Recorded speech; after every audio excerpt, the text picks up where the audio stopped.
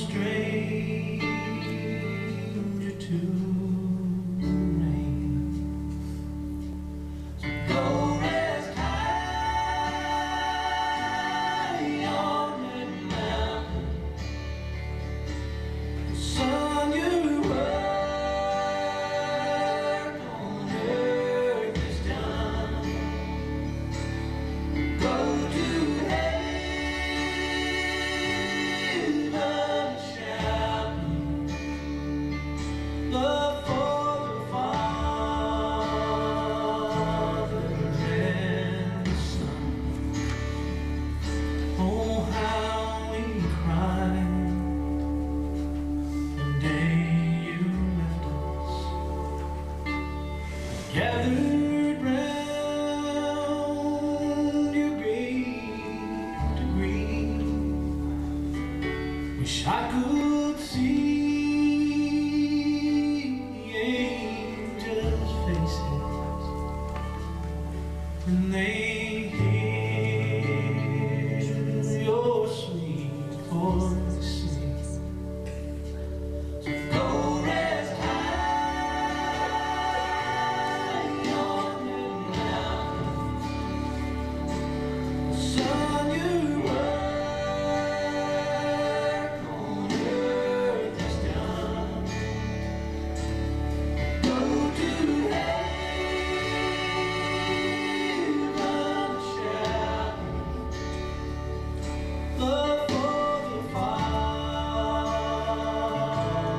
and the Son.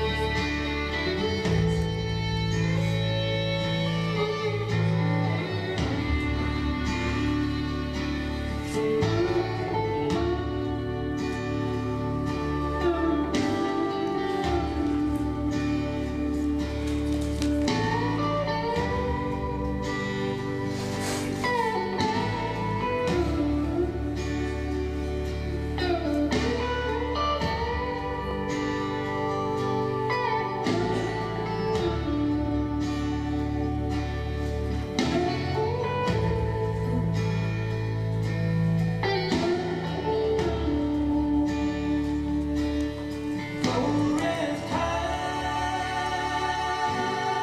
on that mountain. 'Cause son, your work on earth is done.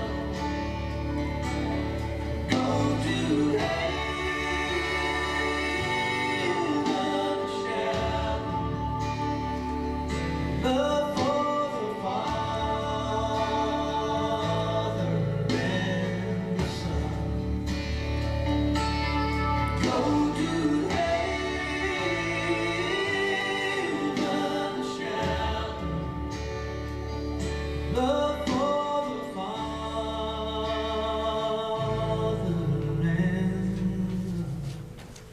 the Son.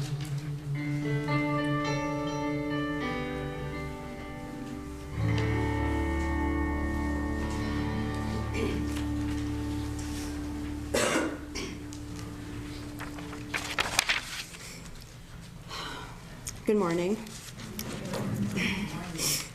Thank you for coming today.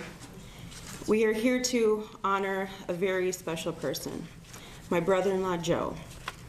As many of you know, Joe has been sick for many years, but no matter how much time we had, we still don't feel ready to say goodbye. We appreciate how many of you came to support Jennifer, Jerry, and Julie, and the rest of his extended family and friends. He brought to so many of us, he showed us how strong of a fighter he was.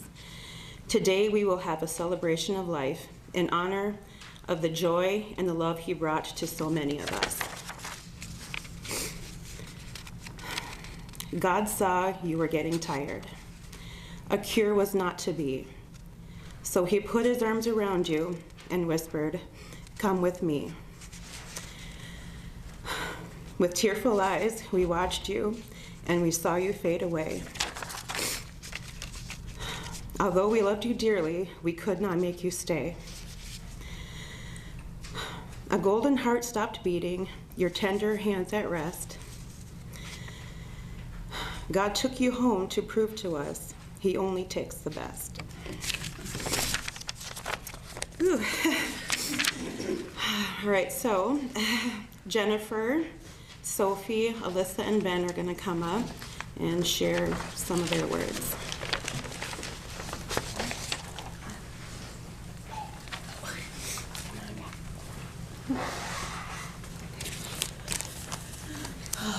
Okay, everyone. This might be a long service because we all know that Joe was bigger than life and he did everything big.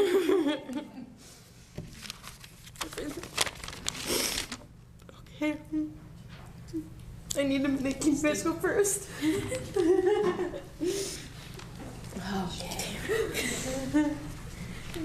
Okay. Okay, I'm a little shy, so bear with me. I wanted to tell some funny memories I have of Joe.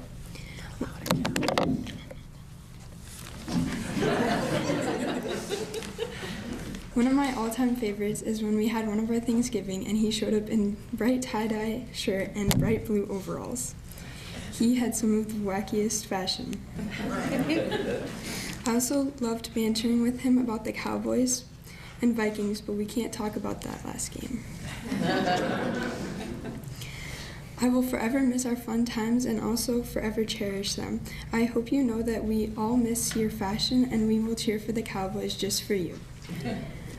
I didn't have this part before. I thought of this while I was getting ready this morning and listening to Something in the Orange by Zach Bryan. And I just wanted to say, I hope that Joe comes back to paint us beautiful sunrises and sunsets. Okay, then Joe's nephew Jason wanted to say, I was close with Joe for a long time, and I have a lot of great memories playing Mario Kart and watching movies with him and his friends. He had a great sense of humor and loved to have fun. I'm grateful to have had the opportunity to share those experiences with him before his health started to decline. And that's the version of Joe I wanted to remember. And then my brother Thor would have loved to be here, but he could not. Thor loved talking about football with Joe and giving him crap for his Cowboys. He also loved all the fun adventures and going to all the different restaurants with Joe.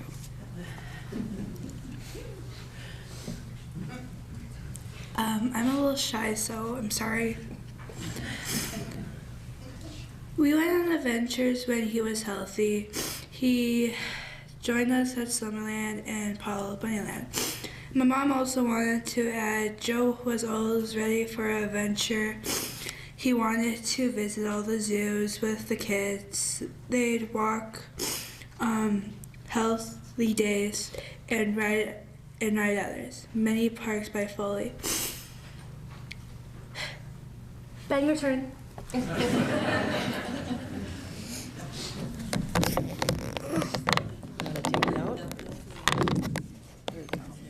Joe loved me. He gave me Hot Wheels. Then Steph added Joe always had me kids in mind. When he was out around town, he'd pick up random toys and treasures he thought the kids would like. Joe also humored Ben when it came to Joe's Cowboys or my Vikings. She did. Okay. All right. I think I'm ready now. I missed your smile that told me you were happy or mischievous. Thank you for your big smile just before you went to heaven.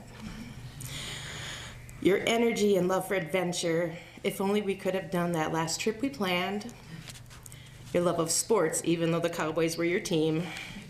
What am I going to do with all your cowboy stuff? Blankets, jerseys, socks, a hammer, oh, and a helmet tape dispenser. Your love of food and the joy of trying new things. Remember dim sum in Chicago?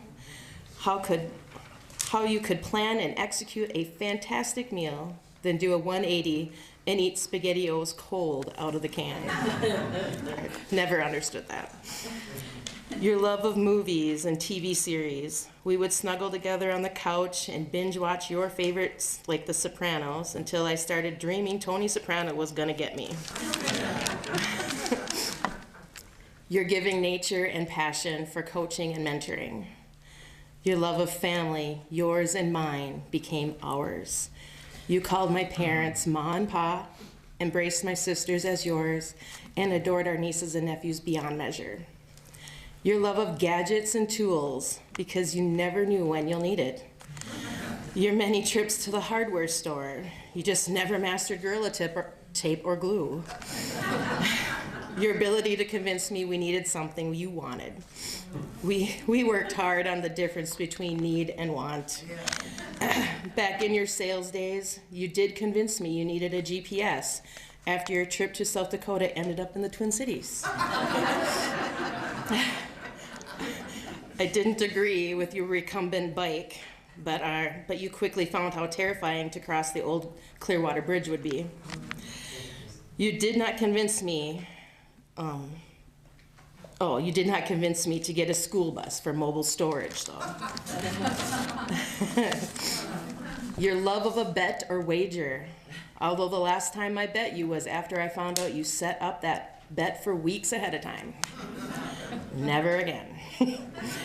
Your love of animals, especially dogs. You wanted a horse, a cow, a chicken, a pig, a turtle, and a sanctuary for retired service dogs.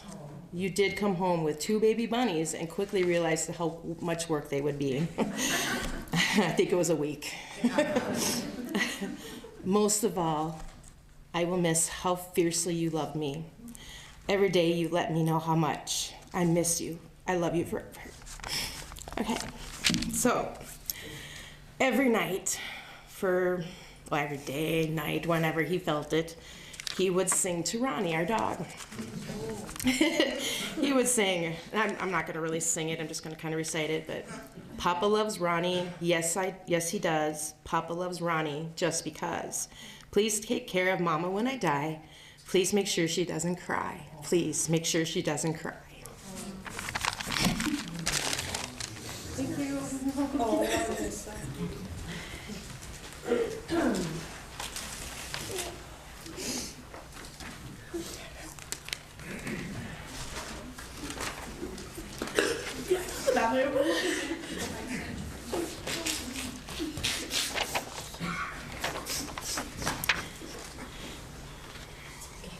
All right, next we'll have Aunt Robin come on up.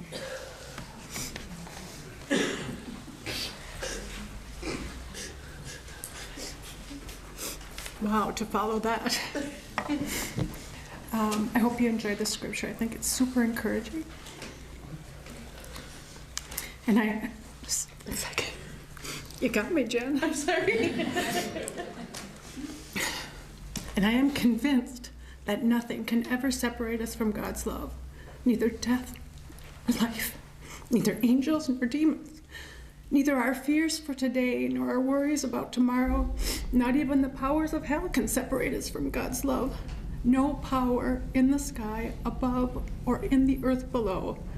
Indeed, nothing in all creation will ever be able to separate us from the love of God that is revealed in Jesus Christ our Lord.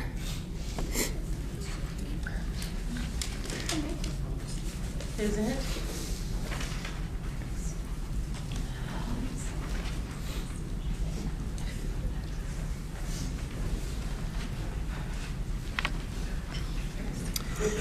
For those of you who don't know me, I'm Jerry's sister, Joe's Aunt Nisi. When I was asked to share a reading, a poem, or a few thoughts for Joe's service, the first thing that came to mind is the reading that Julie and Joe asked me to read at their dad's funeral.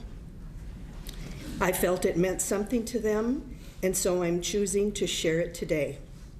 You may know it as the song Turn, Turn, Turn from the Byrds back in 1965. The reading is from the book of Ecclesiastes, chapter 3, verses 1 to 8. There is a time for everything, and a season for every activity under the heavens. A time to be born, and a time to die. A time to plant, and a time to uproot the plant. A time to kill, and a time to heal. A time to tear down, and a time to build up. A time to weep, and a time to laugh.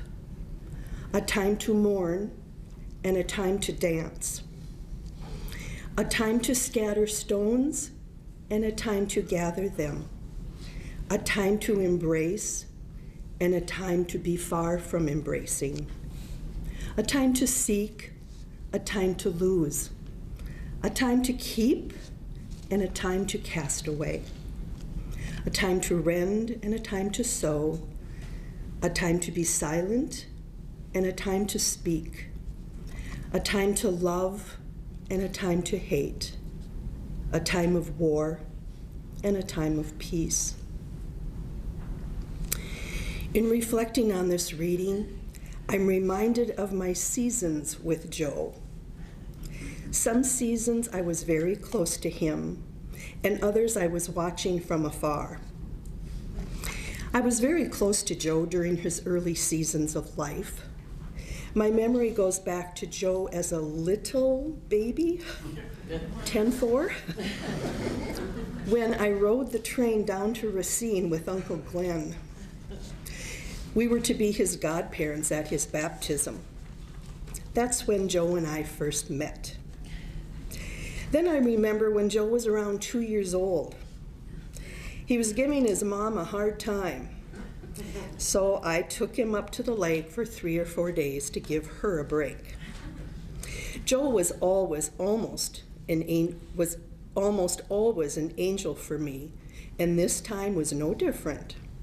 He was just the cutest little guy, and he made the best ring bearer at our wedding, complete with that dimple. Another memory was when Joe decided to run away from home. Doug was working, and Jerry called and said after she found Joe hiding in Bertha's doghouse, he took off running. Oh, this was a very cold night in the middle of winter, and she was pretty worried. Uncle Roger, or Rother, as Joe called him, drove his truck over to their house and started tracking Joe. He followed his tracks to an open field where Roger shined his headlights and he caught sight of Joe. Well, Joe got up, preparing to run, and Uncle Roger yelled out, "Joe, I see you.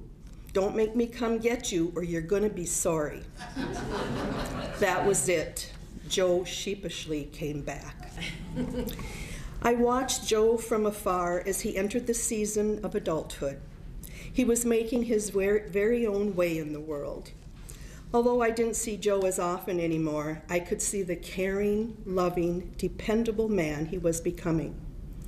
Joe's world was about love and family. He had much love for his grandparents. He was always there to help Papa Chuck with projects at the lake. After Papa Chuck passed away, Joe took Graham to her hair appointments every week for years without fail. Many times various family members would offer to fill in, but Joe would say, "Not on your life. That's my time with Graham." Joe, although you are so missed by all of us that love you, we are comforted to know you are pain-free and that you were welcomed home by your family who have gone before you. I pray that someday I will again be close to you in your heavenly season. Love, Aunt Niecy.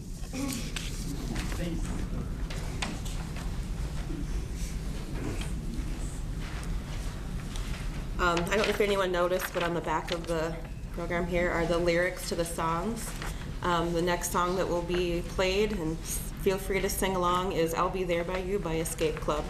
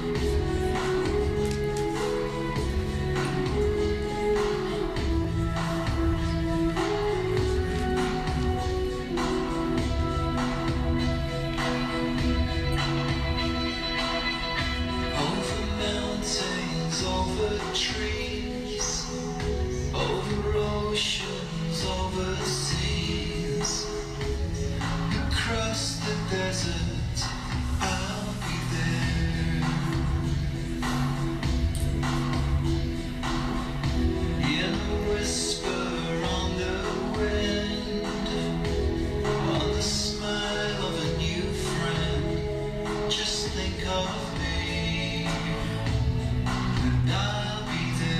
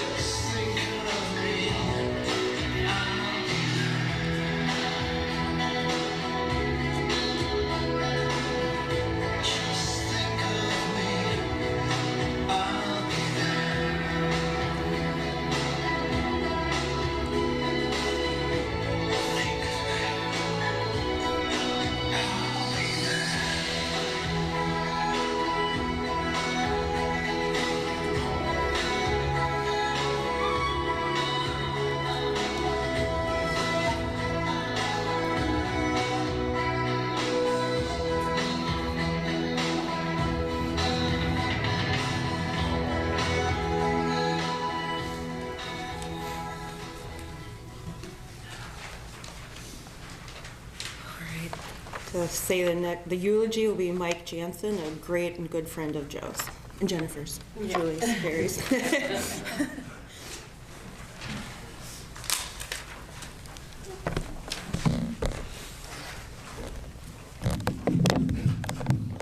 Good morning. Let me start by offering my condolences to Jen, Jerry, Julie, the Hentges family, the Leah families. I remember receiving a call from Joe last May. It was the 18th, it was a Wednesday, and Joe told me, he said, "Hey bud," he said, "I got some bad news today." He said, the doctor told me I've got about a year to live. And it was very matter of fact. He wasn't scared, he wasn't crying, he wasn't upset, but he was telling me that I've got things that I want to do yet. I've got plans that I've made. I want to make sure that Jen is taken care of.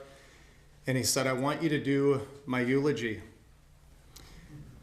I said, "Of course, Joe, of course I'll do your eulogy, but don't go anywhere just yet. Hang around." He said, "I will." And so that was back in May, and here we are. It's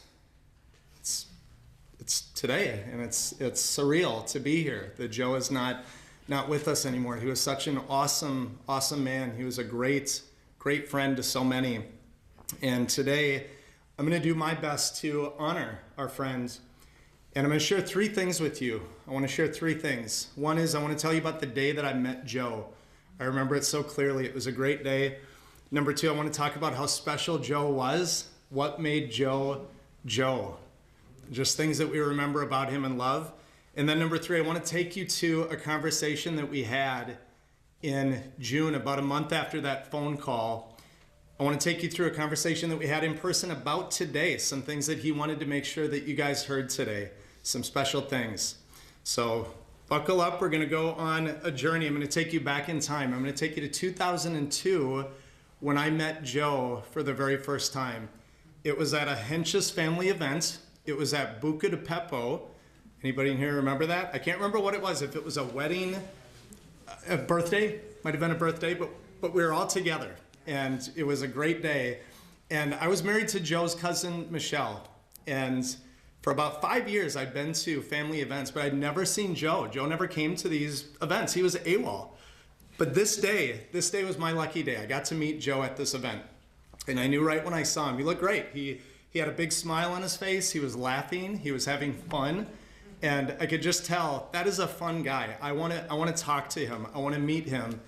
And sure enough, by the end of the night, I went over and I introduced myself. We had a good conversation. And within a week, we were on the Macanudo cigar bus, a big tour bus, having cigars. We were solving life's problems. We were getting to know each other. And I'd say probably for the next 18 months, we spent a lot of time together. There was probably not a week that didn't go by that we didn't do something together. We became buddies. So that was the first time meeting Joe, and created a lot of memories. I'm gonna give you just a couple of them, things that I personally were just fun things for me. Going to a Kiss concert with Joe. Right? Joe loved Kiss, probably the loudest concert I've ever been to. I've been sober for 12 years, but back in the day, Joe and I, we'd run pretty hard. I have been in a bar in New York City at 3 in the morning with Joe Hentges. So I've been out all night with him before. We've had fun. And there's what I like to think of as Joe moments, just different things that you probably have these. You could raise your hand and say, "Yep, that's Joe," but just things that you had to be there. An example of this would be that New York trip, watching Joe with my own eyes iron a pair of wet jeans, ironing them, and hear a phone ring, and take the iron thinking it's a phone. It happened. I've seen it. Yep, Joe's done it. So those are Joe moments. Again, that's. And I'm the one that called him. It was Jen. Yep. So he had a mark for a little while. Yep. So Joe moments. So again, if we were to create a list of all the things that we love about Joe, again, this list is going to be long. I'm going to start it right now. We're going to go through some of these. Joe was kind. He was giving. He was a great talker, but he was also a great listener. You could talk to him and he would listen, and he cared. He really cared. He was funny. He had a sense of humor. If I stop for a minute and I just be quiet, can you hear Joe's laugh? Can you hear it? Joe had a great laugh. He was one that I can think of, if you have somebody in your life where you can laugh until you cry, that was Joe. And it was fun to see him laugh until he cried. Joe was great. He had a great sense of humor. He was a prankster. Chris Cotton, Beaner. Joe told me back in the day, you guys, probably one of your first jobs in a dish room, that you guys would dare each other to eat something out of the trash. For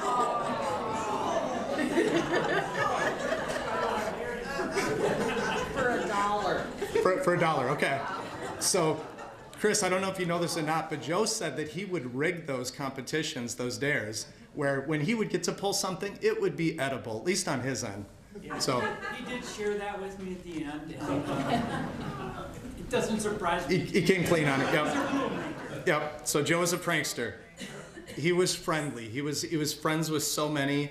He was a dreamer. I remember so many times just sitting with him and hearing him talk about the plaza. He loved to work. He was a hard worker, and he would talk about fritter bread and how he wanted to take that bakery to the top, and he was doing it. It was just awesome to see his passion for work. Joe loved music. He loved his dogs. He loved his animals. He loved tigers, zoos. I went to the Bronx Zoo with him, and he loved the Cowboys, right? And I don't know if you know this, buddy, I love your jersey. You did a great job. I too am wearing Cowboys today. I've got my cowboy outfit on, a little blue and silver. So that's for you, Joe. Hope you like. Joe was an amazing chef. He loved food. He was an amazing host. If you were at an event with Joe, or if he had you over, he had a drink in your hands. He wanted to make sure that you were comfortable, that you were enjoying yourself. And I can remember a Super Bowl party. I remember being there. And just him, he's the ultimate host. And I remember the house, Joe downstairs, Joe had stadium seating in his living area. Again, he wanted it so everybody had the best spot in the house. If you came to spend time with Joe, he had his humongous TV, and no matter where you sat, you had a great seat because he cared. He wanted to be the best host. Joe was the best host. Joe was thoughtful. I saved emails over time. There's an email I want to read to you from 2015. There's a guy, like our guys group, Joe's friends, he would email us. This one's from 2015. The subject line is Mother's Day, and it says, "To my good buds, please tell your moms and wives, Happy Mother's Day from me. Your moms raised good men, and your wives put up with you. See you guys soon. Don't forget, you all get some Joey time soon." So that was an email. Joe is thoughtful. Above all, Joe loved his friends, he loved his family, and he loved you, Jen. And I'm going to come back to you. I'm going to get you. You just wait. So last part I want to tell you about is that conversation that I had back in June of last year. And I'm going to set it up this way. It was Friday, June 17th. It was a phone call. Joe was at the U of M Medical Center, where he spent a lot of time. It seemed like every time he would call, I'm back there. And so it was a Friday, and when I hung up that call, I really felt that if I don't see him soon, I don't know if I'm going to get to.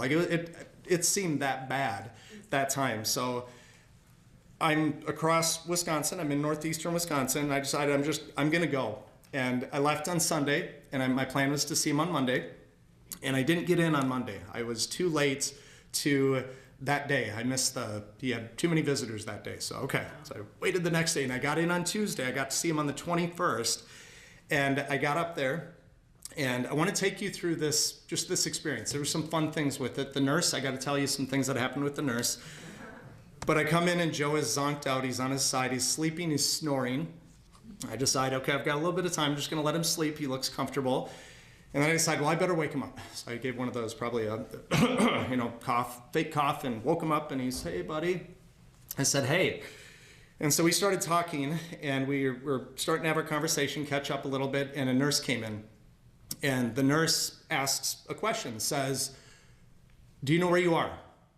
And Joe's response here, word for word, "Fairview, Minneapolis, Minnesota, USA, Earth." That was our reaction. It was a big laugh. That was exactly what he said. Fairview, Minneapolis, Minnesota, USA, Earth. Can you see Joe saying that? Yep, that is a Joe thing. As Joe would say, that was a hoot. That was a hoot. I know I've heard Joe say that before, so that was a hoot. So she asked him, do you want something? He says, popsicle, not red, not red. Okay? And so our interaction, it was almost like an interview, kind of. I just talked to him. I took notes furiously. I wanted to capture this moment.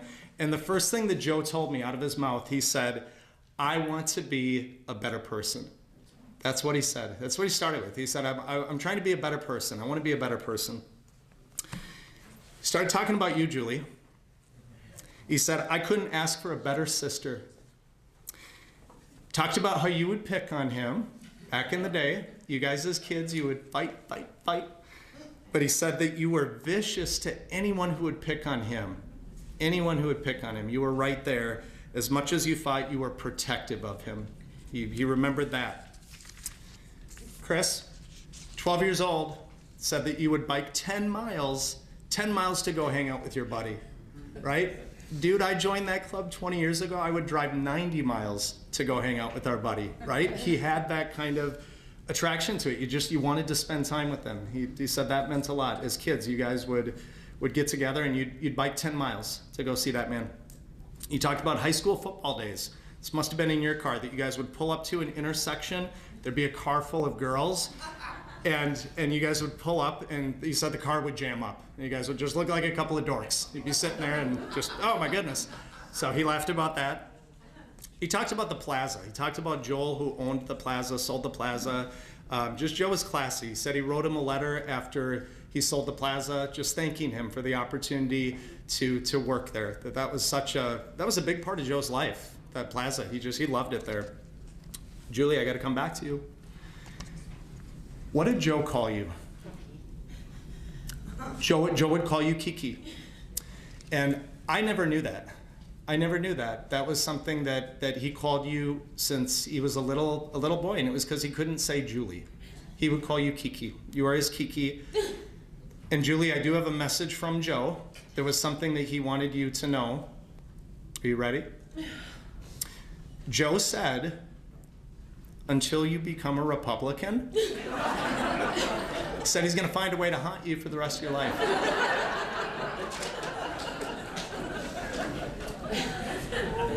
That's your brother. That sound about right? Yep. Okay.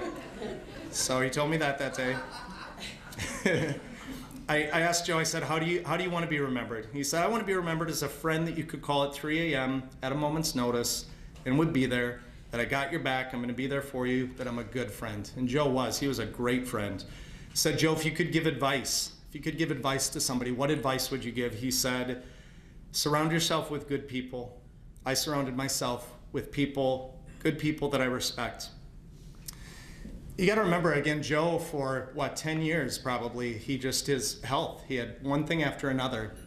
And it was at this point during that conversation that he stopped, and he had tears that started to come down his face. And remember, a month ago, I felt like he might not be here. Just everything was just moving in that direction. And he started to cry, and what he said was, I'm so lucky. I'm so lucky. This could be so much worse. Again, Joe, that was his attitude, is he fought through this, and he did it with grace. The nurse, okay? The nurse comes back. Joe sees, can take some labs, and Joe says to the nurse, are you a one-stick wonder? Gonna get jabbed. Are you a one-stick wonder? Says you can get either a silver star or a gold star. She smiles. She goes to work. Said, Joe, what would be your dream job? Joe's dream job? Cook, do dishes, and sell fritter bread. He said, I had my dream job. He said the plaza was perfect. He talked about his mom. He talked about you, Jerry. He talked about how he loved you. And he talked about when he was a kid and he would get home from school, he'd run in to your room, he would jump up on your bed, and he said it would be APT time. Do you know what that is? You're smiling. Armpit tickle. Armpit tickle time. Yep. Said it would be armpit tickle time. He loved it. He said, Mom loved me so much that she would say, I would love you no matter what, even if you robbed a bank. That's a mother's love. And he loved you too. He loved visiting you, and he loved that he got you into Marvel movies. Said he got you into Marvel movies. So he enjoyed that with you. Joe now informs the nurse she got the silver star, not the gold. Okay. Joe talked about having lunch with the uncles, with Jerry, with Tom and Jim, and he said that when he's around them, he said that he feels like his dad is there, that was very special to him.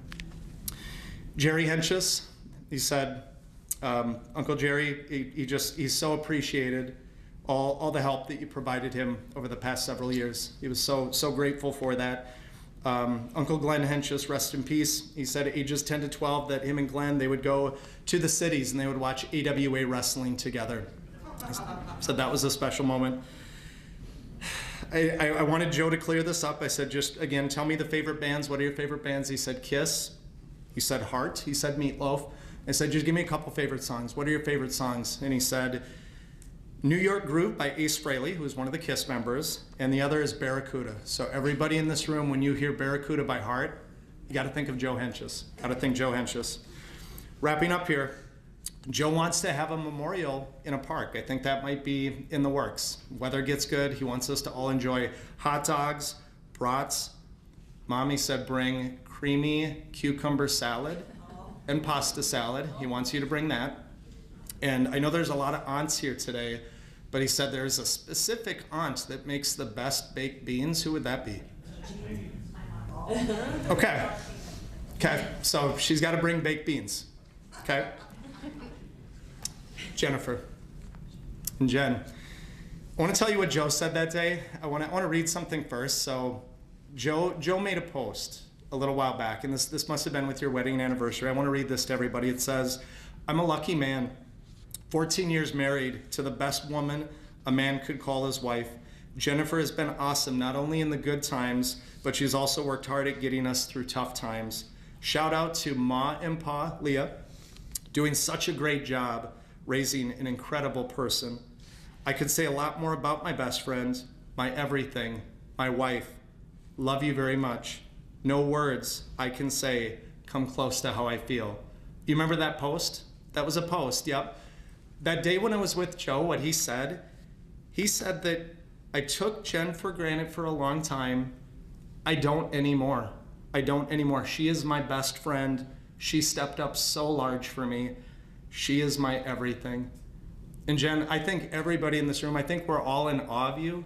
Again, you are an amazing person. You are so good for him, and just a wonderful wife and companion and a best friend to Joe. Yep, he loved you. He loved you so much. And just like that, the nurse came back in and she informed us, she said, it's time to go do tests. And our time ended. Our time ended. It was a special time. It's one that I'll never forget. When I left that day, I had this sticker that I was wearing, and I thought, do I throw it away? What should I do? I was gonna throw it away, and then I decided, no, I wanna keep it. So for me, I keep it on this pad folio. My mom passed away. This is the second eulogy that I've given. And this is my mom's, so I carry this everywhere. I do my client meetings. I've got my sticker that reminds me of that day, and my mom is with me, so I carry a piece of Joe with me. And how I want to end this here. Who in here has ever made a bet with Joe where the wager was a malt? But yep, lots of hands. Okay, so you've made a malt bet, okay? So if you have not, now's your chance. So let me read one more email. March 11th, 2019. Again, our guys, we received this email. And this is Joe saying, I'm going in tomorrow to have cancer on my kidney frozen. They will put me out and put in a needle and freeze it. I'm sure it will all go well. I made it this far. But hey, if not, you guys will be missed. You all meant a lot to me. I'll see you all in the afterlife. I've been there once, so I know there is one. I bet you a malt. There is one. So to our good friend Joe, we love you. We are going to miss you, and we will all look forward to those malts in the afterlife together. Thank you.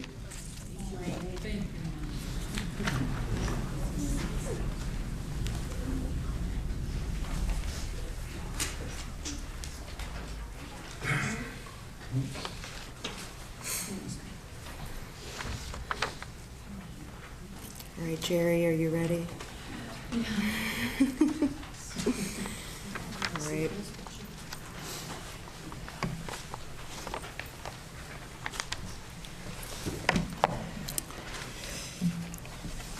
I had the privilege of being Joe's mom. Yeah.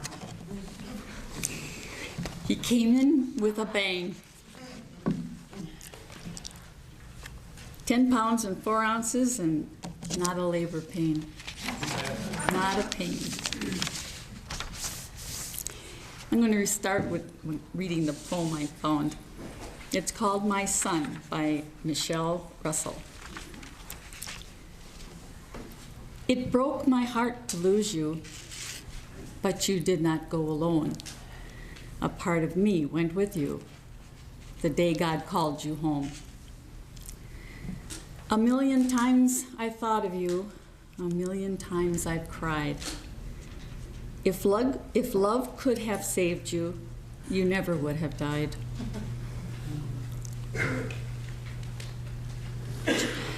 Joe's love will live within me, and I will always weep for my son I loved so dearly, but yet I could not keep.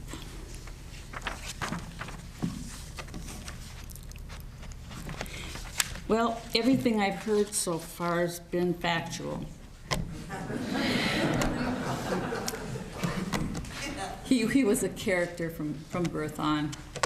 I had to get 2 babysitters for him because one just couldn't do it. He was too much for one. I was proud to be his mother. I watched as he grew, and Aunt Niecy's right, he was a cutie. That little dimple he had was so cute. I could probably stand here for 2 days and tell you memories that I have of my son. We were close. The love between a mother and her son is like no other. Unfortunately, so is the pain.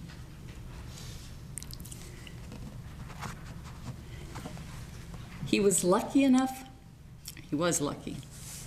He found Jen. Jen is my angel. I could never have imagined anyone who could take such good care of my son. I turned him over to her, and, well, you know how it is. But she proved to be everything and more than I could have hoped for. Had it not been for Jen, I don't think he would have been with us as long as he was. And I treasure every moment that I had him. I even worked at the Travel Plaza with him. Well, sort of with him. I was in a different area. And so they gave me a name tag, Joe's mom. That's what I went by. Nobody knew my name, but they all called me Mom. Oh. I did work with him one day in the kitchen. It didn't go so good. The toast would come up and he'd, do this, I said, Joe, you can't do that. You didn't get butter over on that part. You didn't get any butter on that part. Here, I'll show you, And I'd redo his toast. The cooks are over there just laughing. Never let him let that down. Got enough butter on that, Joe? And he was messy. I mean, we all know he was the messiest person. I don't know where he got it from. His father was neat as a pin. He was messy. And I'd go behind him and I'd wiped this up and I said, Joel, you're making a mess here. Here. Well, that really went over big with the cooks. Joe wasn't too pleased. That was the last day I worked with Joe. But he was a great boss because every time the roads would be bad or it would snow, he'd call and say, Mom, I don't want you on the roads. You stay home. Oh, okay.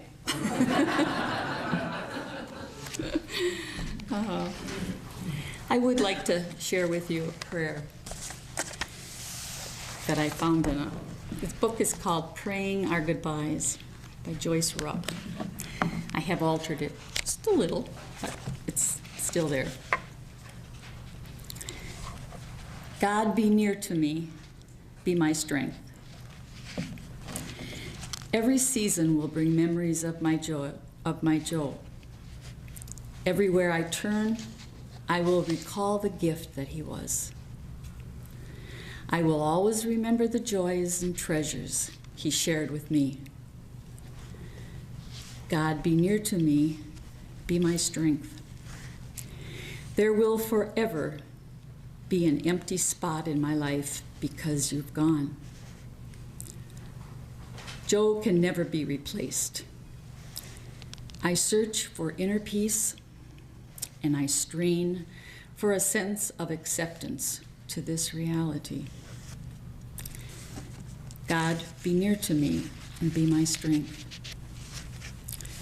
Many feelings stir within me. I hurt with the heartache of my loss. Help me to believe that the sorrow will lessen as the days go on. God, be near to me and be my strength.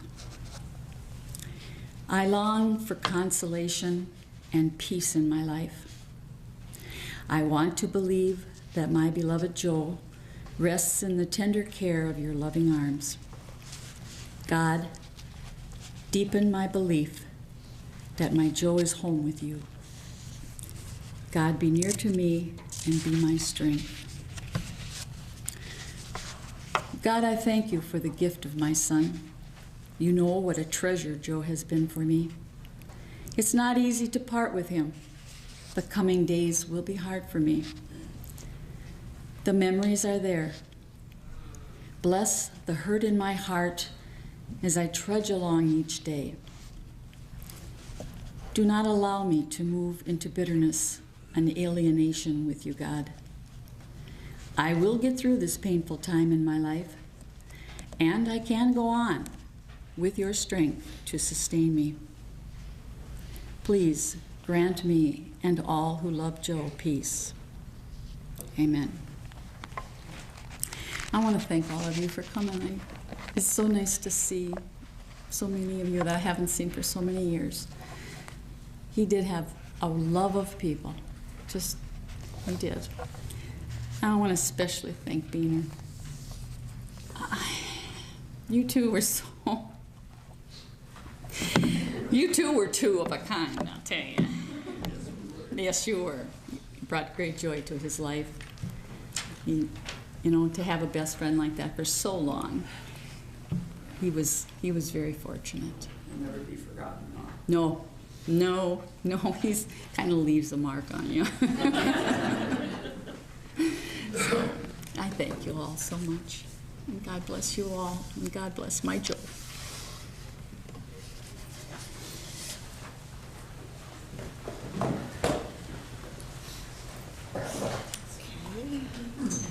We have Laura Nelson Dunlap.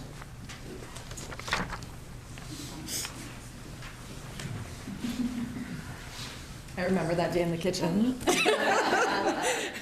It was cute. We all had a hunch that your departure was coming soon, Joe, but still no one was ready for it. The morning after you passed, the most beautiful sunrise, with 2 halos on each side of the sun, were showing in the sky. We knew that God had opened his gates and he was ready for you. I sent Jen a picture that morning of the sunrise, and she was already having breakfast with her mom and sitting in the warmth of the sun you provided her. She knew you had sent that sunrise for all of us to ensure that you had made it to heaven and you were ready to be our guardian angel. God is in for a real treat with all of your pranks and your jokes you have in store for all of the angels above. It's their turn to get to know you, be pranked, and to experience all the love that you have to give.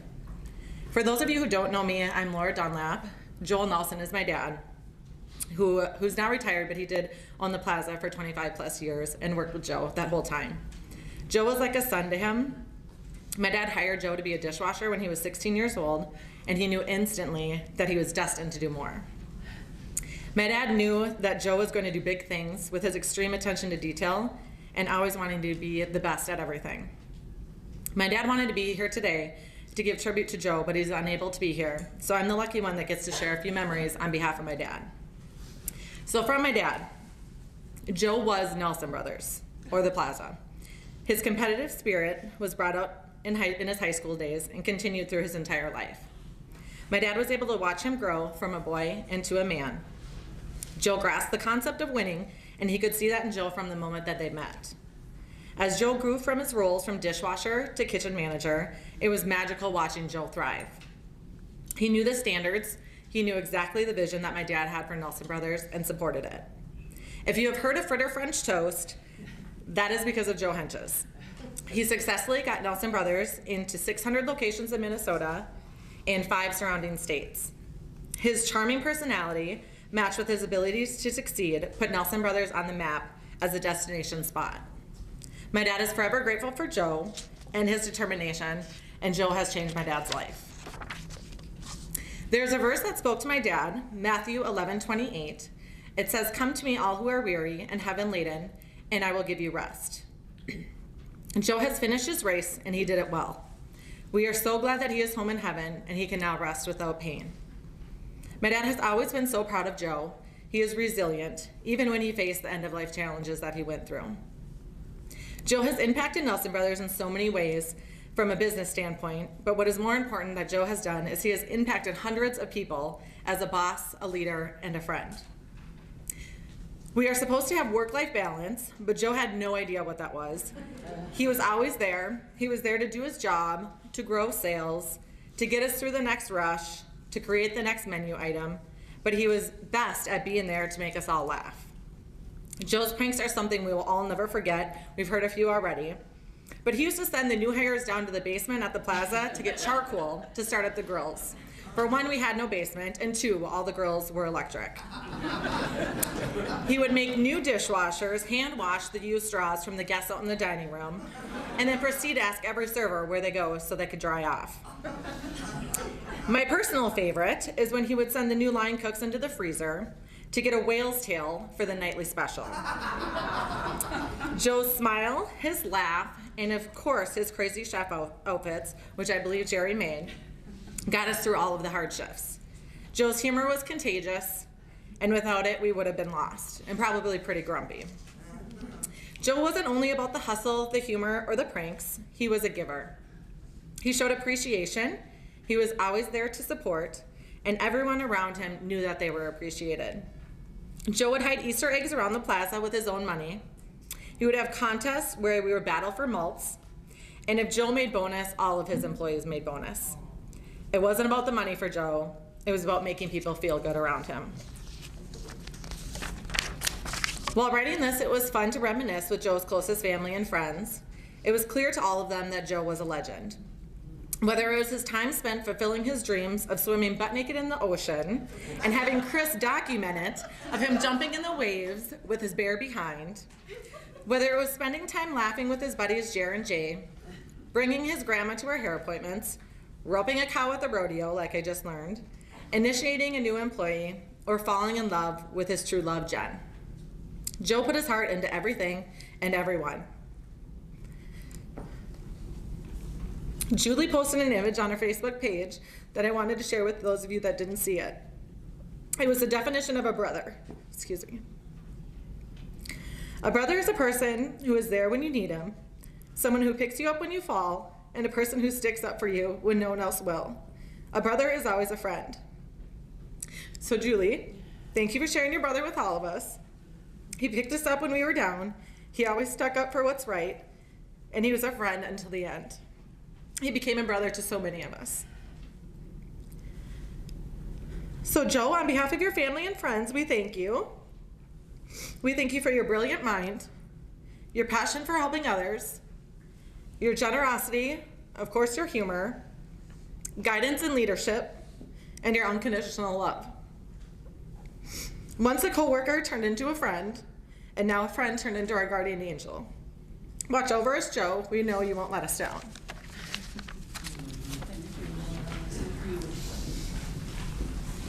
Okay, Bridget?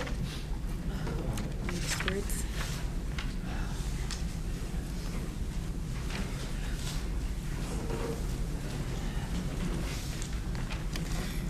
Hello, I'm Bridget, one of Joe's Hentges cousins, and I'd like to share some favorite memories of Joe.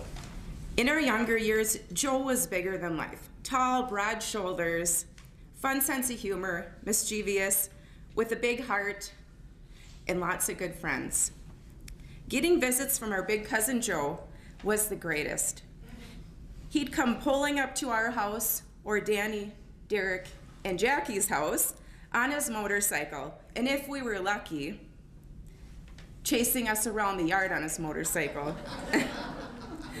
Derek mentioned how cool he thought it was when his older cousin would come to hang out, that Joe cared enough to ask us what was going on. Derek especially loved Joe's sense of humor and the Hentges sarcasm trait that Joe employed so well. Joe loved joking around with us cousins. He was a fantastic athlete, and there was always organized or recreational wrestling match opportunities. Reed remembers attending a high school match during which Joe's competitor quickly forfeited after a look at Joe. When I mentioned this to Uncle Bruce, he said it wasn't actually uncommon for Joe. Still, some in the family couldn't resist taking Joe on in a friendly competition. Scott will never forget the infamous 4th of July match. Grandma Lorraine scolded Joe and a much younger and smaller Scott to stop wrestling. Scott says he went at Joe until they were back wrestling.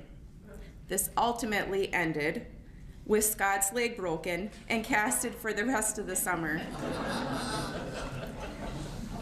If you ask Joe's Uncle Tom, he'll say he once pinned Joe. I'm not saying you're not a man of your word, Dad. But I'd love to have heard Joe's side of that story. Through the years, many of us Hentges cousins and aunts had the pleasure of working with Joe at the Clearwater Travel Plaza. Mandy remembers how working at the plaza gave her a chance to get to know her big cousin. Even better, with his witty sense of humor and dimpled smile, he always got me to laugh. Just saying, I rarely got Mandy to laugh, so. He was talented. Joe not only helped me to get a job, but he also helped boyfriends too. Derek enjoyed working and being mentored by Joe. As a young man, looking back, it was awesome to see the difference he was able to make with a lot of the staff. I ate well. Joe made the best potato pancakes. Alex says, many good memories involve Joe's delicious fritter bread. Mandy said, I'm certain we'd all agree. Every year on our big extended family trip to Leech Lake, Mandy's favorite day of the week was always the fritter breakfast morning, during which Joe and Jen would make a tremendous breakfast spread for us all. Let's just say it was a lot to cook, but once again, it was his way of showing that he loved everyone. Mandy's lived in Sweden for 20 years, but each summer she returned, Joe came to visit. She's incredibly grateful for seeing Joe multiple times this past summer and getting her last hugs in. Joe had great barbecues and Super Bowl parties at his house. He always invited us cousins and his family and friends. Sarah's favorite memory was remembering how happy Joe and Jen looked on their wedding and what a great time everyone had during the dance. Joe loved his family and went to tremendous effort to attend all family gatherings, many times after a hospital stay, as he was becoming sicker and weaker. Jen went to great lengths to ensure Joe's happiness and make sure we'd all be together. They were even one of the last couples on Christmas Eve. still visiting. Joe's been a fighter his whole life. He has shown us cousins how to be loyal and courageous, yet silly and mischievous, flashing his wide smile and deep dimple. He continued to set this example for us and even our kids as he faced multiple severe illnesses, life-threatening infections, being hit by a semi. Wasn't that it? Okay, equally bad. I just can't imagine. Okay. Maybe that story was elaborated on. I don't know. His pain had to be tremendous and debilitating. He kept moving forward like his favorite tigers. He's just a man with a will to survive. Joe, no one could ever take your place. We are all so thankful to have enjoyed living life with you.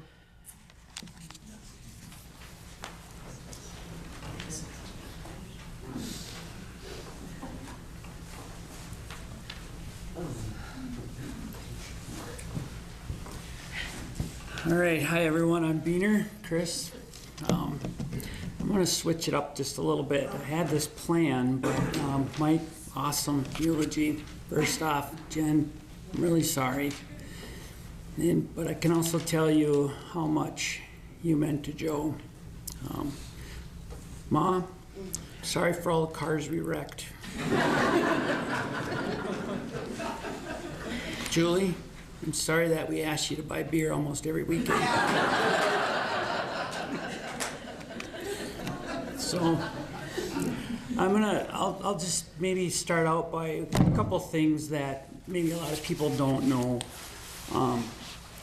Joe and I actually became blood brothers, real blood brothers. Maybe we watched too many movies, I don't know, but I remember slicing my hand, and after I did it, I had to look at his hand and make sure he did it too, because Joe likes to make up his own rules as he goes.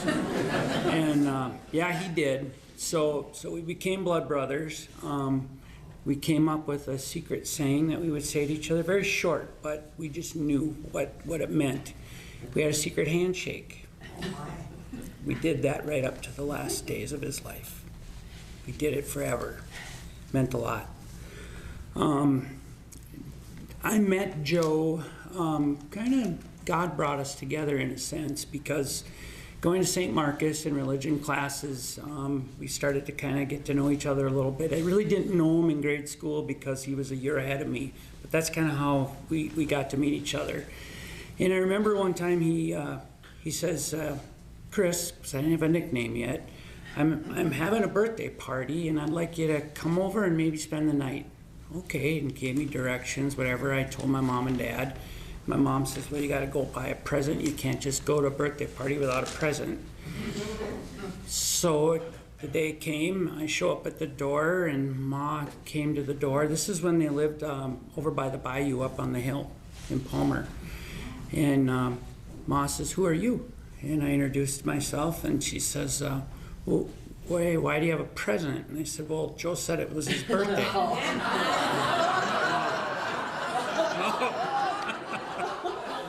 So that's where it all began. Yeah.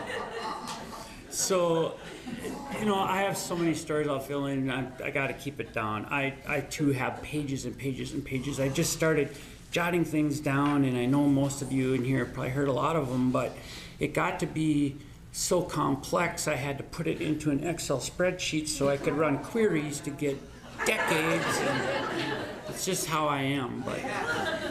But Joe was a kind of an entrepreneur. I think everybody knew he figured out ways to turn a buck or a dime here and there. And so junior high, Joe was 8th grade, I'm 7th grade, and he didn't have a car quite yet. And he would say, come on, Bean, we got to run over to Martini's. Well, Martini's was 3 blocks down. It was this little tiny store, candy store. And he'd go in there and he'd load up with as much stuff as he could, and then we would book it as hard as we could back so we wouldn't miss the school bus. And there were a few times the door was about to run where we're banging on the door, and we lived a long ways, an hour, bus ride. And we'd scurry to the back, and then business would start.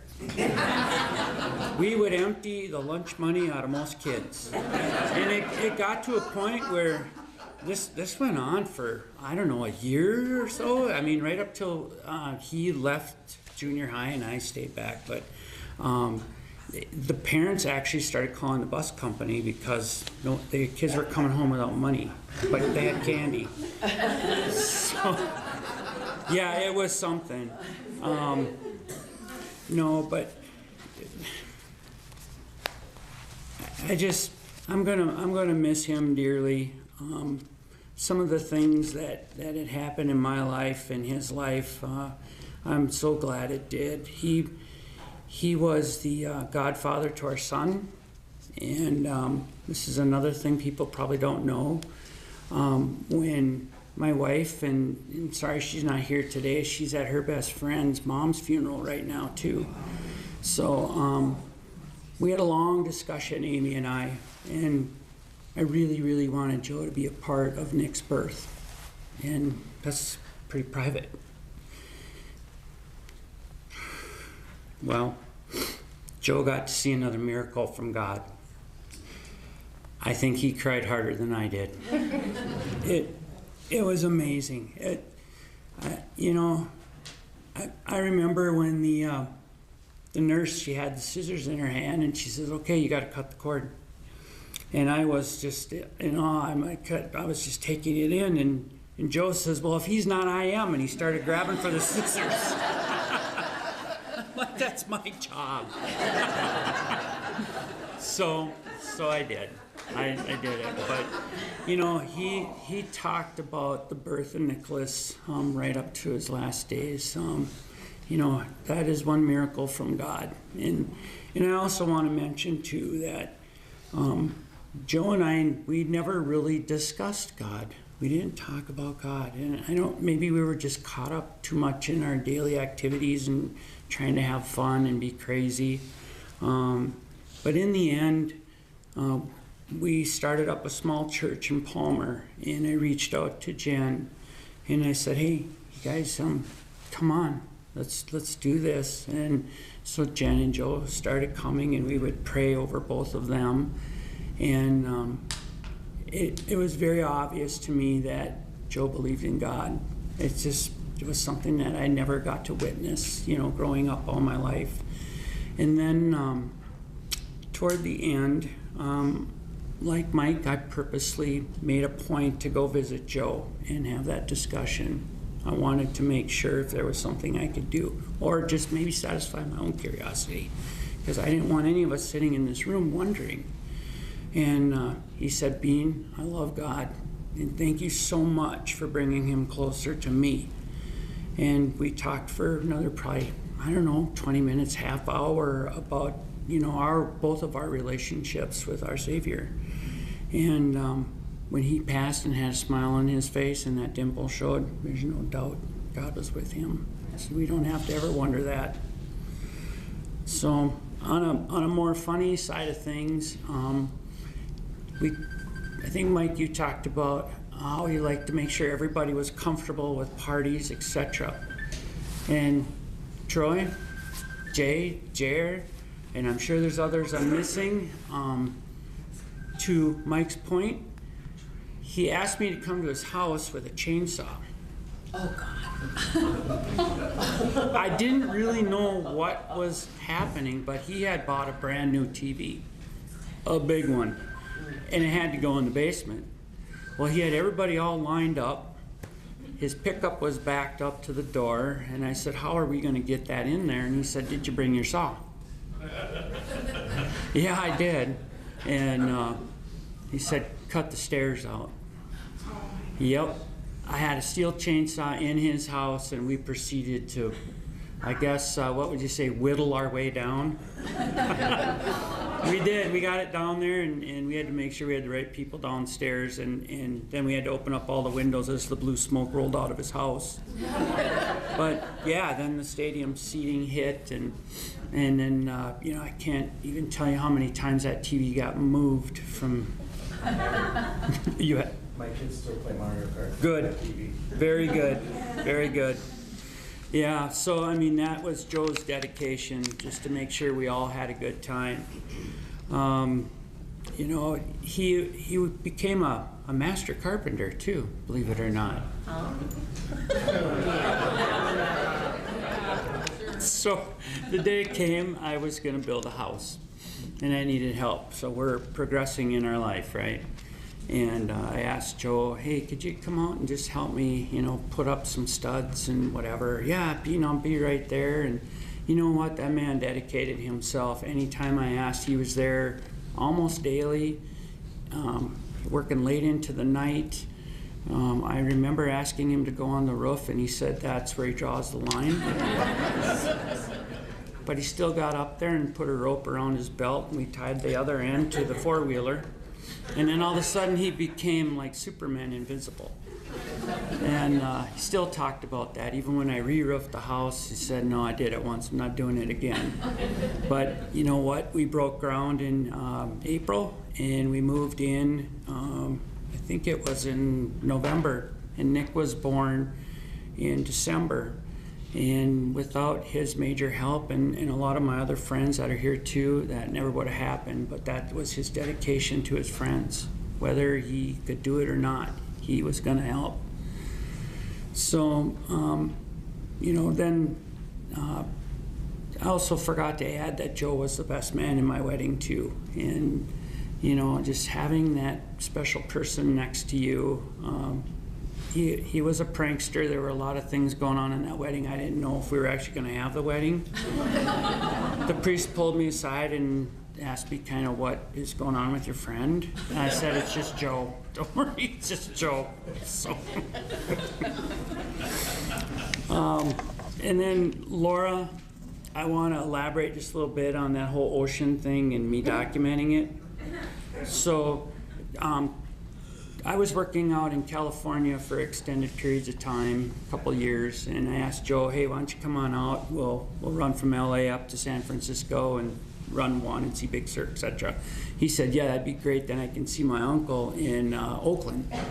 So we did that. We ran the interstate up, stayed overnight at his uncle's place, and then we started to work our way down Highway 1, and we came up to I don't know, I think it was just past Carmel, Vandenberg Air Force Base. It's near there. Anyways, there was a public beach. He's like, pull in there. I'm like, okay. Well, we hadn't been to a beach yet, so we did it. And we started walking along the beach, and he says, you know, I have this thing. I want to be in every ocean, but I want to be able to prove that I did it, but I want to be natural about it. What? He said, yeah, I want you to take a picture of my backside in the ocean. I thought it was ridiculous too. But I wasn't stopping him. He found a piece of driftwood and he stripped down and his clothes were there, and next thing I know, he's walking out there and he's hollering at me, take the picture, take the picture. So I took one picture, and as I took the second picture, it had white, you know, against the ocean, I heard hey, you get out of there. And I look over my shoulder, and it's two military police from the Vandenberg Air Force Base. We strayed off the public beach and got onto their area. And I didn't know what to say or do. I said, I'm happily married.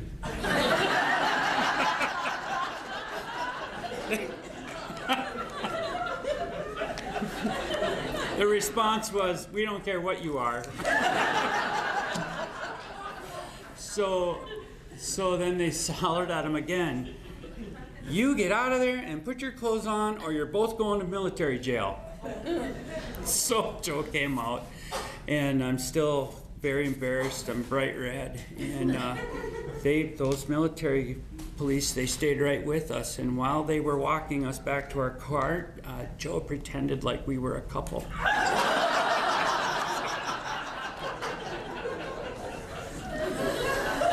Oh, gosh. So, you know, again, I could go on and on and on with these stories. I'll give you another good one. We were cruising into Becker on County Road 23, going past the golf course, and Joe was drinking a beer, and I said, "Don't bring that beer up, there's a cop behind us." He freaked out, rolled his window down, took the 12-pack and started chucking cans out the window full, and one hit the squad car, and like the lights came on. I'm like, "Joe," he's like, "Bean, I didn't know what to do. I had to get it out of the car." So yeah. The Becker police officer came up, and Joe is a really good talker. He could talk his way out about anything. And the only thing that ever happened from that was we had to come back the next day and pick ditches for about a mile and swear we would never do that again. But yeah, there was never a dull moment. You know, I noticed that Kiss is the last song we're going to listen to. Well, the night that Joe passed, I got into my vehicle and I listened to Bluetooth, my phone. That's all I listen to. I don't listen to any radio. For some reason, it was on KQRS, which I thought was odd, but Kiss was playing. I knew right then and there that was Joe, because what are the odds? And the song was "I Want to Rock and Roll and Party All Night Long." Yeah, it was, I couldn't believe it. But anyways, I've probably said enough, and I know we're going to share these stories for years and years and years, and there's going to be more that come out that, you know, you probably never heard Jen. No. But I know for me personally, I've already put it in my calendar that every year on January 23rd, it's going to be Meatloaf and Kiss all day long. I'll never forget that man. He was my best friend. We did everything together, and I'm still going to be with him. So, and I just thank everyone who was in his life too. The one thing with Joe, we all share a lot of stories together, but he also made time to be with each person individually and make their own memories together too. He was really, really, really good at that.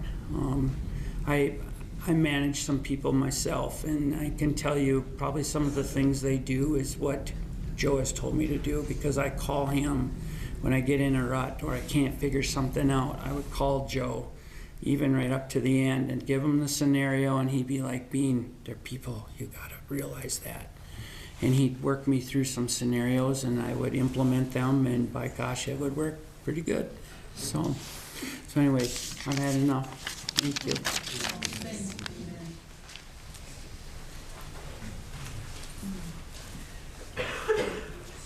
Next, Eric.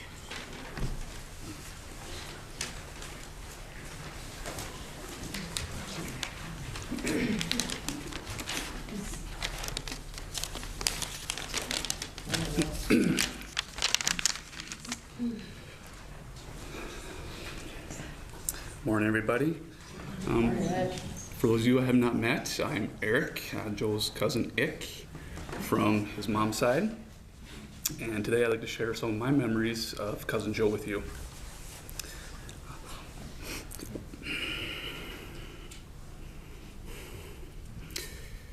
When I was a young boy, I looked up to my older cousin Joe a lot.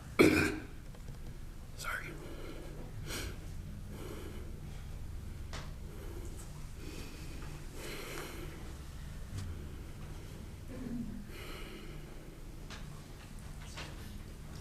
Thank you.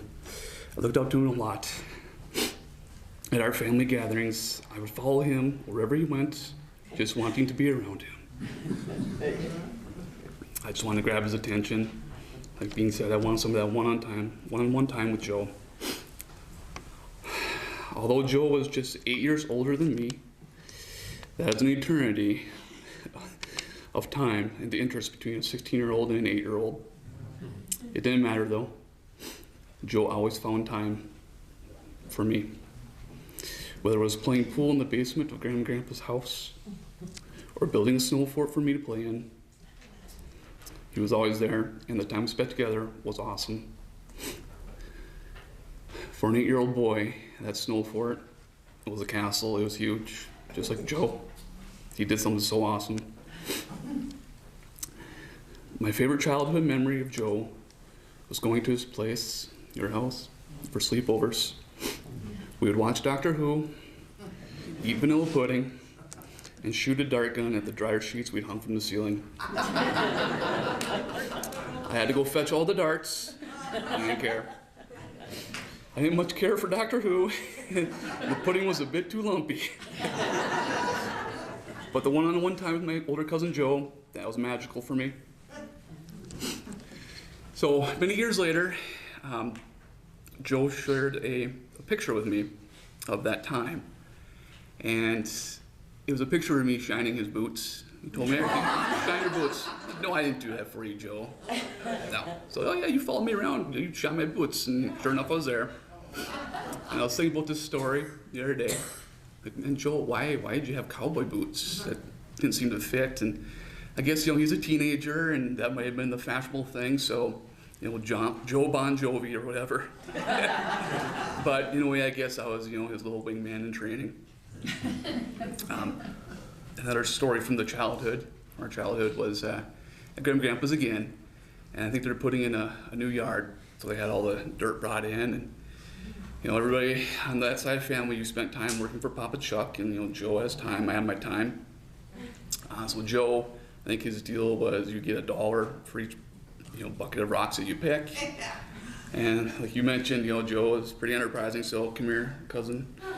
I'll give you 10 cents.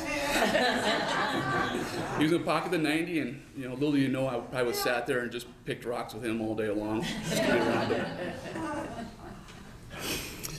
him. Time went on.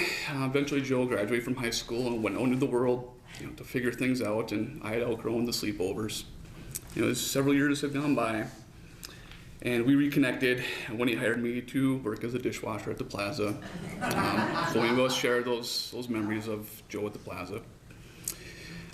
I started at something like $5.25 an hour, but Joe assured me that if I worked hard, he could see about bumping me up to $4.35 an hour.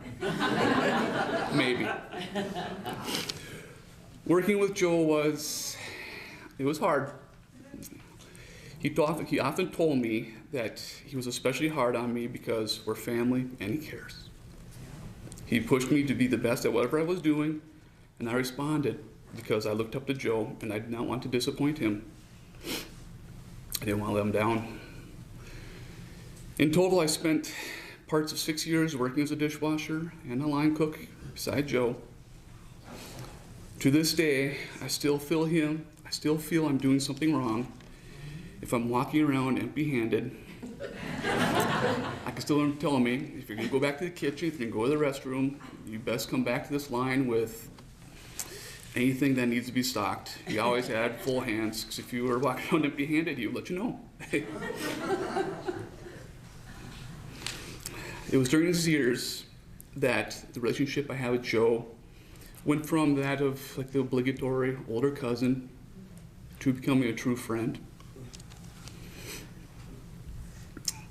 As was mentioned before, Joe spent once a week taking our grandmother to get her hair done, and he would tell me about it, and he said, Ick, I love that time, but if you want, I'll let you do it.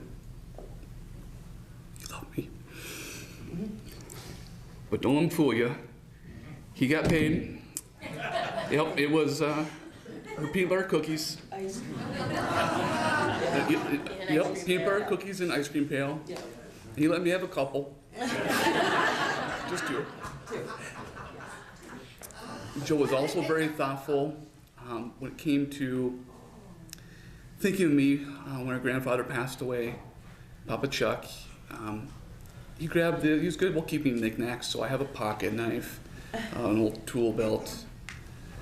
But he was also, Joe could be comical.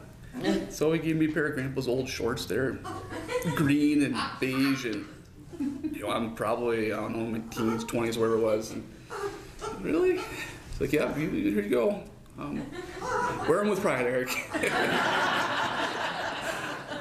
Okay, I don't have them.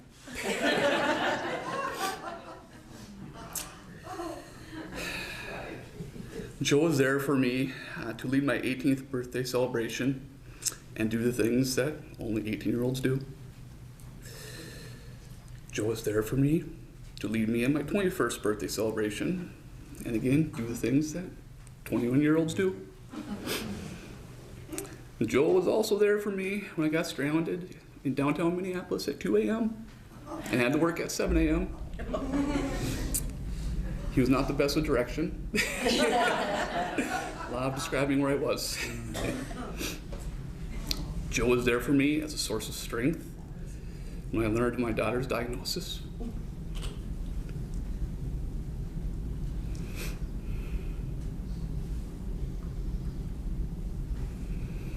It is an honor that I can be here for Joe today.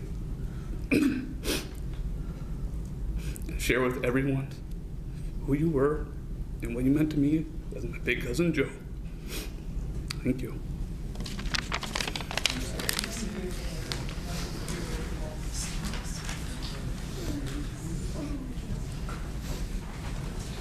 You're even trying to find him in the crowd. I was like, I'm looking for you. I couldn't find you.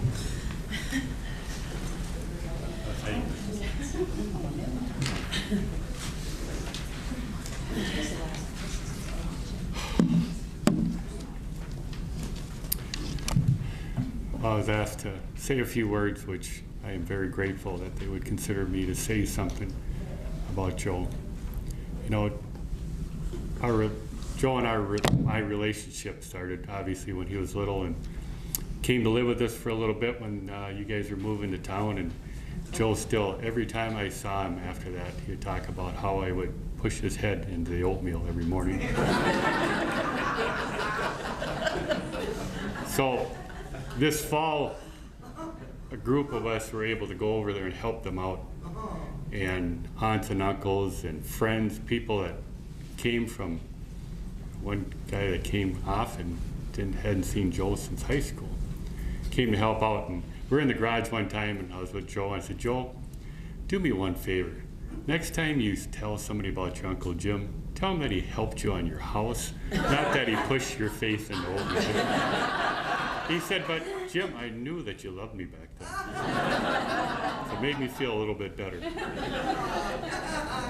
But there were, you know, a lot of people came to help Joe and Jen this past fall because of what was going on, and make it more comfortable for Joe when he was here, and also for Jen when he wasn't. But like I mentioned, there was cousins and other family members did whatever they could do from both sides of the family, came to help out whenever they could, and really made a difference for them. And Jen's mom, what a trooper. Every time we were there, it seemed like you were there helping with something. So that was very, the old saying about a mother-in-law, well, Joel had a great mother-in-law, kind of like I did, if anybody knew Mary. Anyway, you know, they went through a lot the last 10 or so years with health issues and that.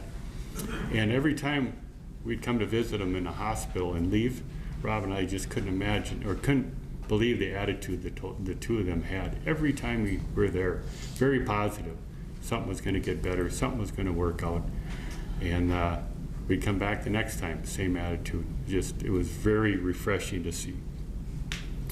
During that time, during those struggles, I think Joel came to understand how important you were to him. I think there was a certain time in his life that, and I think any of us could become a little selfish, look inner when we're dealing with a bunch of stuff. But I believe that Joe at one time, and listening to what Chris was saying, grew in his faith. There's a little scripture I'd like to read from Philippians 2:3-4. It says, do nothing from selfish ambition or conceit, but in humility count others more significant than yourselves. Each of you look on, not only on his own trust, but also to the interest of others. And I believe Joel got that. I definitely saw that in Joel in later times. You know, I too, Chris, had a couple of conversations in the last year with Joel, because, you know, when somebody's ill and has that type of attitude, you want to think, what are you calling on? What gives you that? And Joel is very strong in his faith. He said he was comfortable for where he was going. So, you know, in Scripture, Jesus also promises he goes ahead of us to build. He has a room for us in his house, in his Father's house. And I can just imagine Joe's room is going to be filled with animals, just a ton of animals. Tigers, yeah. So I'd just like to end with this poem by Edgar Albert Guest. When I come to the end of the road and the sun has set me free, I want no rights in gloom-filled room. Why cry for a soul set free? Miss me a little, but not for long, and not with your head bowed low. Remember the love that we once shared. Miss me, but let me go. For the journey that we all must take, and each must go alone. It's all a part of the Master's plan, a step on the road to home. When you're lonely and sick at heart, go to the friends you know and bury your sorrows in doing good deeds. Miss me, but let me go. Thank you.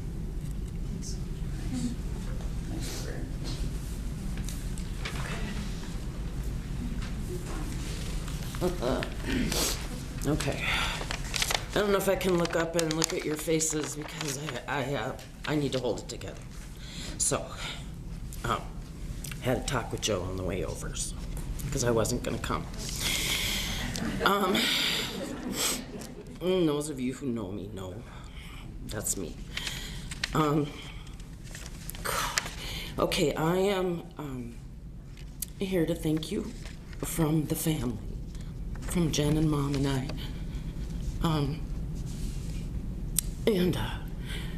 Joe would have loved the time that we spent together, looking through pictures. Yeah. And you in the background, doing everything that needed to be done. Ma, where's this? Where's that? Where'd you put the scissors? Yeah. To the Clearwater Travel Plaza and Joel Nelson. Where's Laura? Your dad needs to know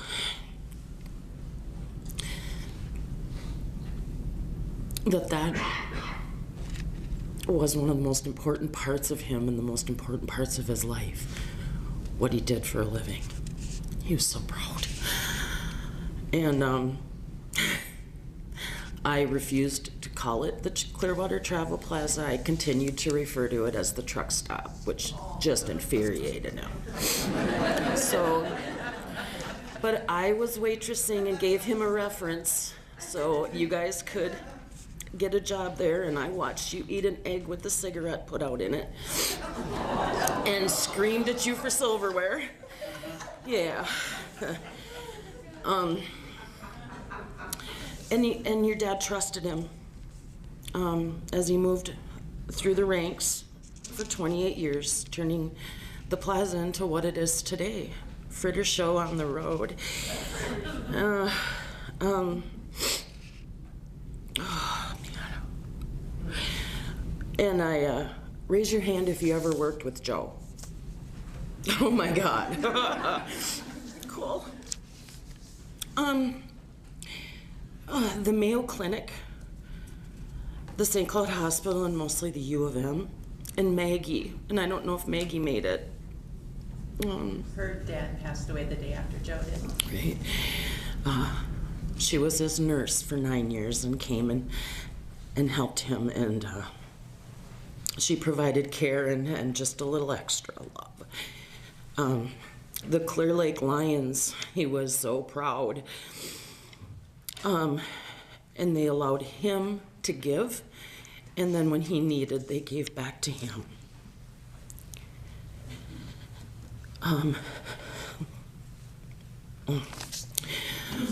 My work family, my supervisor and coworkers, for letting me go and do what I needed to do when Joe was concerned. And if I needed to work with my door shut because I was losing my little brother, they let me. And to the guys and me, Beaner, Jay and Jer, and I can't say their names separately anymore. Eric, Mike, Troy, honorary guys, his godsons, Jason and Nick, and me, yeah. There were funny memories, you know. The bachelor party was the best. Yeah.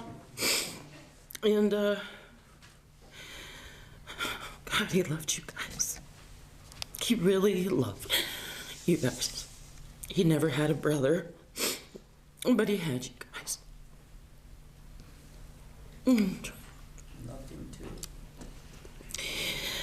Charlie, his first service dog and man's best friend. Charlie went with him to the U of M so many times, and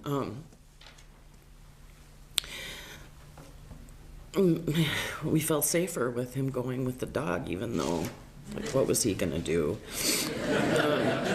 Yeah, you know, he's riding around in a zoomy car, and he's got a bag of McDonald's by his feet, and stops by the homeless person and gives them a burger out of his bag. I mean, that's Joe.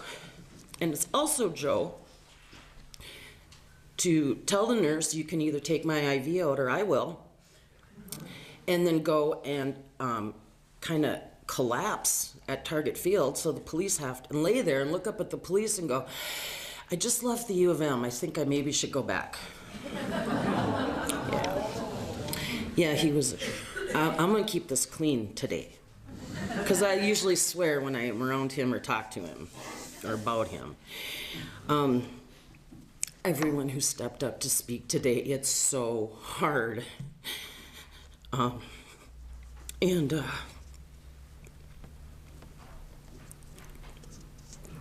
Everyone who helped with the renovations, from finances to sweat and tears. Uncle Jerry filled in when my dad died. And he became Joe's surrogate dad.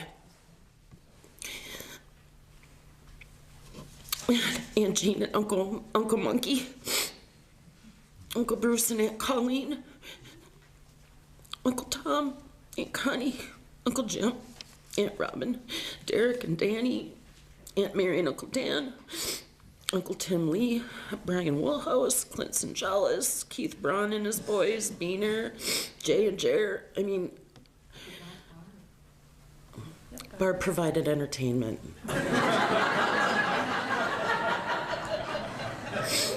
And we needed that.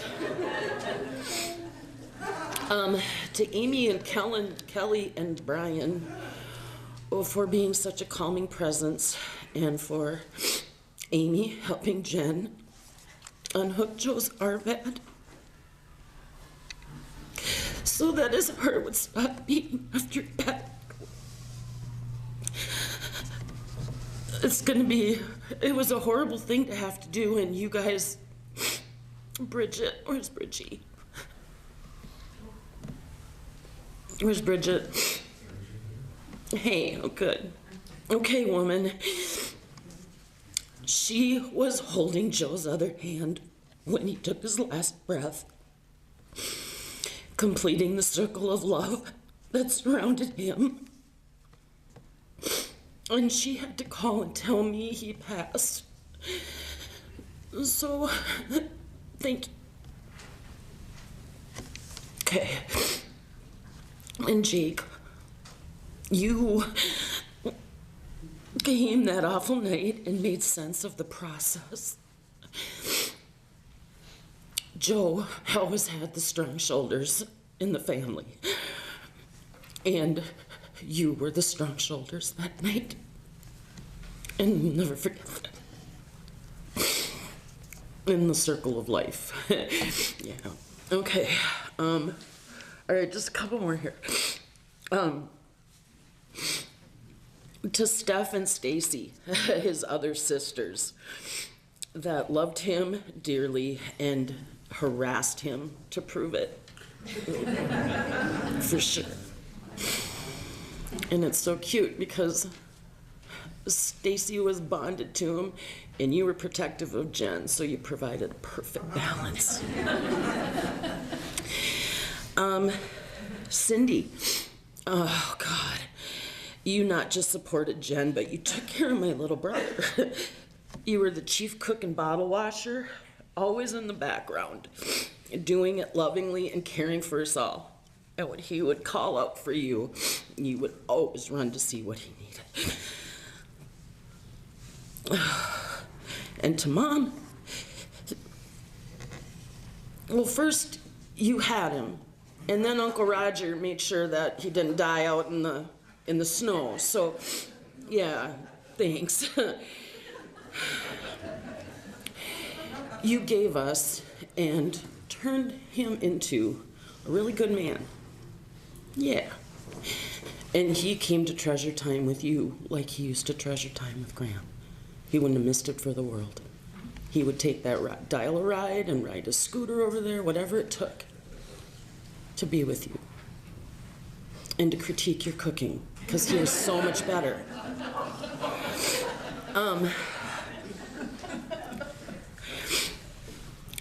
I obviously have a ton of stories, but my favorite funny one, or what best represents Joe to me, when my dad died in the back of St. Marcus, where he decided he was going to invent the Joe Happy religion because he couldn't stand Catholicism, where there would just be a lot of singing. They wanted to know if we wanted to say our last goodbyes before they closed Dad's coffin, and so we said our goodbyes, and I reached down and kissed Dad on the forehead, and they closed the coffin, and when it clicked, I kind of lost it, and I didn't think I was going to make it through, and as we were walking into the area, he leaned over and he whispered to me, "You're so gross, you just kissed a dead guy." And that was kind of like, that best summarizes our relationship and what he was to me. He was my rock and he knew exactly what I needed and when I needed it. Every marriage, every divorce, every death, everything, he was there. Everything. Yeah, you know, and it's like, raise your hand if you went to a Kiss concert with him. How many times did he yeah, right, everybody, I think. Yeah, and I wore my black diamond ring, you got it.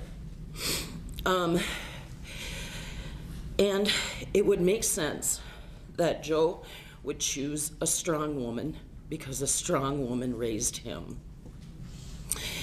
Jen, you are my Jiminy Cricket.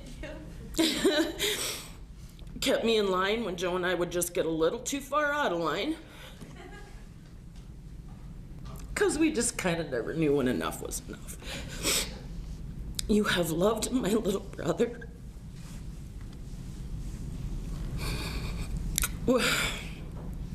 with amazing strength and determination to help him become the best version of himself. He has not always been lovable, but you have loved him anyways.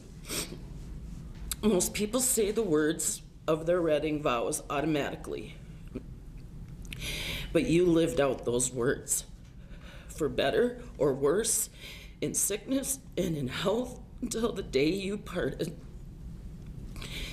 You are much younger than me, but you are one of the women I admire most.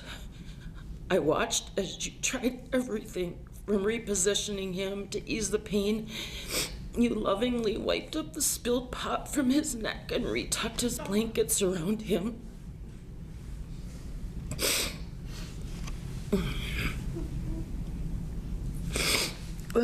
Gross. I hope you didn't get that on camera.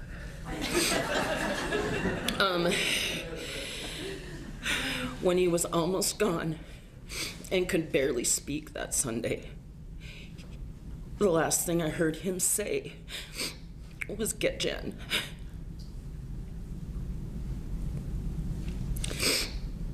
You were able to bring him the comfort that no one else could. Physically, emotionally, spiritually, you were his angel. So,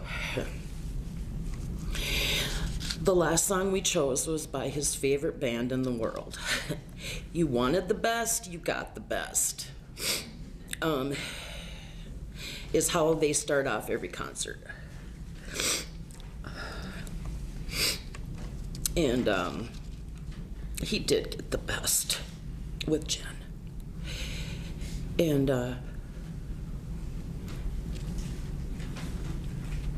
I'm gonna miss him.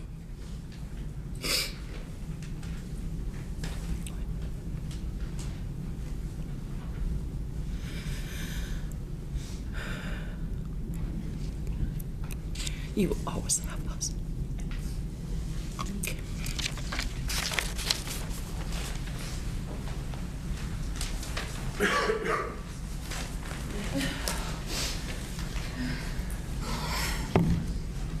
Thank you again, everybody. Those stories were fantastic to hear, refreshing, uplifting, heartbreaking. Thank you. Last song we've got is from Kiss. I didn't hear anyone singing in the last song. Well, let's give it a try for Joe, everybody. Thank you.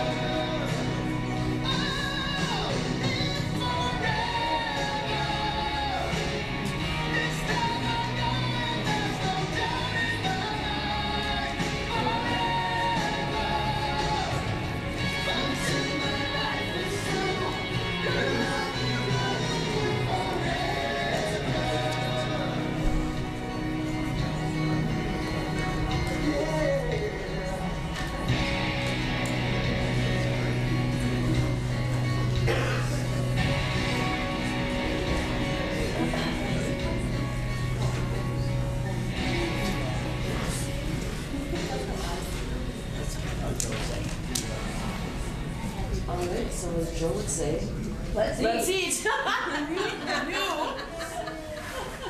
eat.